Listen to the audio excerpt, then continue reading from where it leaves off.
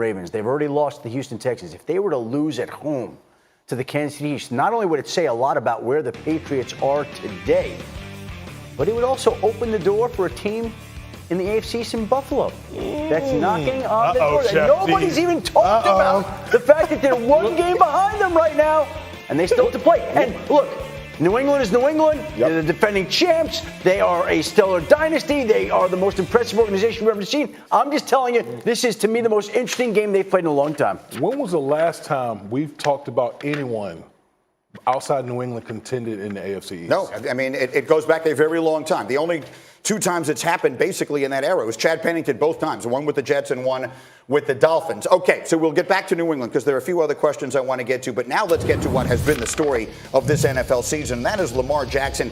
He is currently on pace to break Michael Vick's single-season rushing record for a quarterback. And he can do it this weekend when the Ravens play the Bills. He needs just 63 more yards to break the record. Buffalo's Shaq Lawson sees a lot of similarities. He's our version of Michael Vick. No, and like I'm just saying, he's our version, our generation of Michael Vick. That kid is a baller. He's a player. He's like playing backyard football and tackling if you can catch me. That's the type of dude he is. Michael Vick, my favorite player.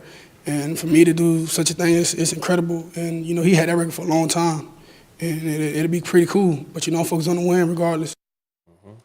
So if you just look at the numbers, this is a comparison that is understandable. But Lamar Jackson has been more productive running and throwing this year. He already has 10 more touchdowns than Vick did in 2006. With 4 games remaining, all of this is likely adding up to what will be Lamar Jackson's MVP season. It would be Baltimore's first ever MVP. And I know, Nick, we were talking about this earlier today, that this is a comparison that does not sit right with you. I mean, I understand why the comparison is made, but we should stop it. He's not Michael Vick. He's better at being Michael Vick than Michael Vick was, so I understand why we want to go there. But we need to compare him to Marino, to Manning, to Breeze, to Brady. That's the trajectory that his career is on, to Steve Young. I understand that his abilities are slightly different, but let's not pretend like I appreciate Shaq Lawson giving him the credit and respect that he deserves, but Shaq Lawson was off saying he's playing backyard football. Like, he leads the league in touchdown passes from the pocket. Like, this guy, he's not running around making stuff up. He can do it all. He's a special player, and the only concern we have with him is health, because it's not a gimmick. This isn't the Wildcat. This offense is sustainable. I agree with you. I'm sick and tired of the Michael Vick, comparisons as well. We're so enamored because of the athletic ability. But the difference I see between these two, between Michael Vick and Lamar Jackson, is Lamar Jackson, to me, works hard at his craft. We've heard Michael Vick said in interviews, I didn't really work at it. Yep. And to be fair, I think this team and this league and the coaching staff was more prepared to build around Lamar Jackson I want to speak on than that. they were Michael Vick. Let's speak on that. You got to peel back the layers, Greeny, because everybody talks about Lamar Jackson, and rightfully so. But how's this whole system working? The fact of the matter is, when everybody in the NFL went left, the Ravens said, no, we're going to go right. The NFL has been built on the spread. Therefore, defenses have been built to stop the spread. I'm going to pay my safeties a lot of money, my cornerbacks a ton of money. The Ravens said, great, we're going to line up with one receiver. And so ultimately what the Ravens do best, you're not anatomically structured defensively to stop. So kudos to Lamar Jackson. And I can't knock Michael Vick just because I played with him and revere him so much. But the Ravens have prepared Lamar to dominate and thrive with his skill set. Schefter, I mean, the numbers are what the numbers are.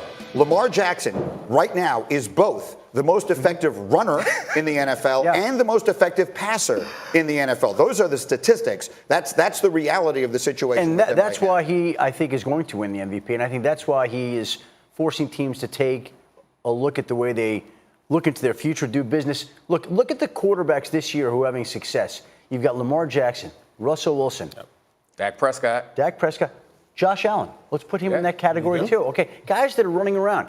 Let's look at the old guard quarterbacks who are sitting back there.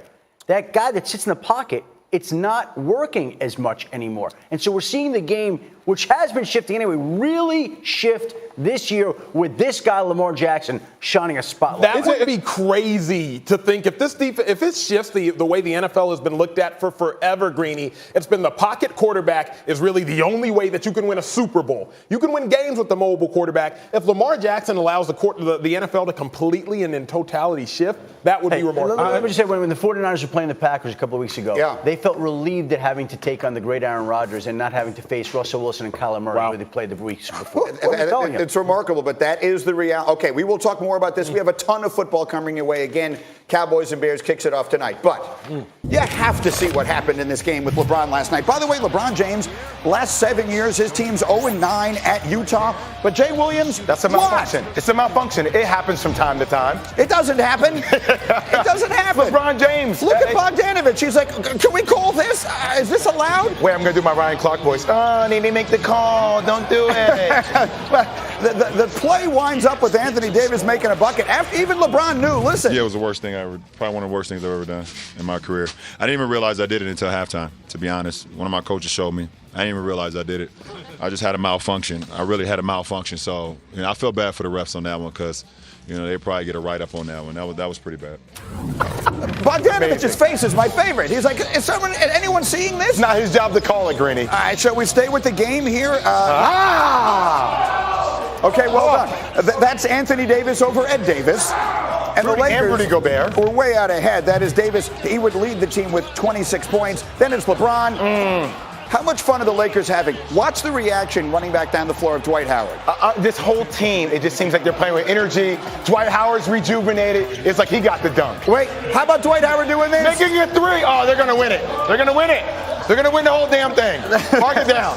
That is his 7th three-pointer of his career. They're all excited. They're all having fun. They're ahead by 24 points. And as the Lakers are dominating, LeBron James, he's signing shoes. He's giving them to fans. But then watch, that does not keep him from celebrating the game appropriately. He's out on the floor with his socks. The game's not even over, Greeny, and he's signing shoes for fans. He has long since signed shoes and is still out there in his socks celebrating away. LeBron played great. AD played great. He finally wins in Utah. They win at 121-96. When it was over, slide with it. Well, look, he can slide like that, I guess, in games, and they won't call it. Can we just briefly address, we spoke a lot of time yesterday about a call that wasn't made. LeBron, what?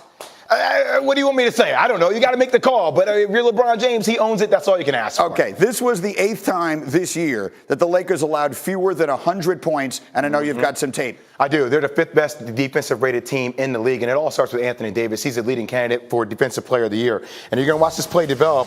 Here's the beautiful thing. AD is going to take Rudy Gobert. He sees Rudy Gobert. Now, JaVale McGee has no idea what's going on. He's focused on Rudy Gobert, too. All right? You have 2 guys on Rudy Gobert. You have one shooter, Joe Ingles, another one, Bogdanovich, running to their wings. As the ball's about to be passed, LeBron sees this, Greeny. He sees it. He's going to try to get this steal, and he's going to try to shoot the scalp. That's going to be a big-time dunk for him. He doesn't get the steal. But as the ball's being rotated over, look at Joe Ingles right here. Look at Bogdanovich, 46% from the three-point line. Yeah. And look where AD is. AD's right here. Look where JaVale McGee is. JaVale McGee does not even see what the hell is happening here in the play. But watch how AD recovers, Greeny. He gets all the way over. Look at the distance he needs to cover. Look at that distance he needs to cover. Gets all the way over to the shooter. He bites on a head fake. He takes one dribble, but look at that. Gets right back into the play with a 7'6" wingspan, Greeny, and blocks a shot. Blocks a shot. That's effort, though. That's effort, and that's what you see from Anthony Davis. Once again, a ball screen. Caruso gets over the top of the ball screen. The play develops. Caruso stays under. Now, this is what they teach smaller guards to do. I'm going to get up underneath you. If I get up underneath you, you're forced to look down at me to a certain degree. That allows the big to come over the top and to block the shot. Look how AD blocks his shot, Green. I'm going to show you a different angle on this. When we get to the other angle, he blocks the ball with his wrist. With his wrist.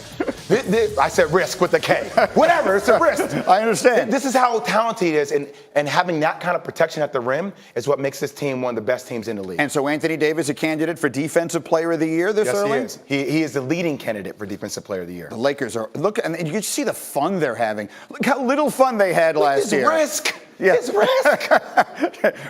Jalen will come in. We'll talk more about some other stuff. That was a great moment last night, but he was the best moment of the night, at least my favorite.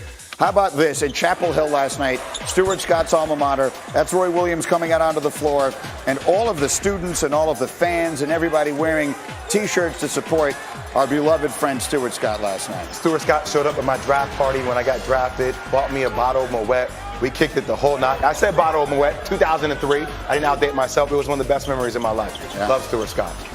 Great day yesterday. Great job by everybody in Chapel Hill and everywhere else. On the way, there are two legends who have their teams in the playoff picture. Which one is likelier to make the Super Bowl, Brady or Breeze? We will discuss. And then Aaron Rodgers spoke yesterday and said words no